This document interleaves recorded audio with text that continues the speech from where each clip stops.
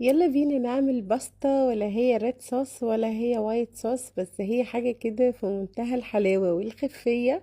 وفي 10 دقايق بس هتكون جاهزة. اول حاجة ضفت المية سلق المكرونة معلقة من الملح وسبتها لحد ما تغلي، وبعد كده نزلت المكرونة الاسباجيتي كنت كسراها نصين. ممكن تسيبوها كاملة وممكن تستخدموها سليمة زي ما انتوا تحبوا، وممكن تستخدموا شرايط. المهم ان انتوا تستخدموا مكرونة اللي هي بتكون طولية علشان بتبقى احلى في الوصفة دي. هسيب المكرونة تتسلق وهركنها على جنب واحضر معاكم الصوص تكون المكرونة كملت سواها. جبت طاسة وحطيت فيها مكعب من الزبدة، هسيبه يدوب براحته على نار هادية، ما تخلوش النار عالية علشان الزبدة ما تتحرقش، وخاصة ان احنا مش حاطين معاها زيت. وبعد كده هنزل بنص معلقة صغيرة من الثوم، يعني المعلقة اللي انتوا شايفينها دي اصلا بتاعت الشاي، انا مستخدمة نصها، يعني تقريبا مقدار فص واحد من الثوم المفروم يكون كبير. هضيفه واديله تقليبة واحدة بس بحيث اوزعه في الطاسة ليس الا، وهنزل عليه بعد كده على طول ببشر ليمونة. بناخد الطبقة الصفراء الخفيفة اللي بتكون من بره من غير ما نوصل للجزء الابيض، وبعد كده ناخد عصير الليمونة نفسها ونضيفه للزبدة. وبعد كده هنزل بمقدار حوالي معلقتين من الكريمة، لو مش متاحة عندكم مفيش مشكلة، ممكن تستغنوا عنها، بس هي بتدي للطعم غناوة حلوة. هقلب كل ده مع بعضه وهظبط الملح وهضيف رشة من الفلفل الاسود، وكمان المكرونة اتسلقت. وبس كده الصوص بقى جاهز معانا. هضيفها للصوص وافضل اقلب فيها عشان تتشرب الصوص كويس، وهو بيكون شكله زي ما انتوا شايفين كده. هقلب بحيث الصوص يوصل للمكرونة في كل حتة، والنوع ده من المكرونة يفضل ان هو يتعمل في نفس الوقت اللي احنا هناكل فيه ويتاكل وهو سخن. انا معاكم كنت عاملة كمية على قد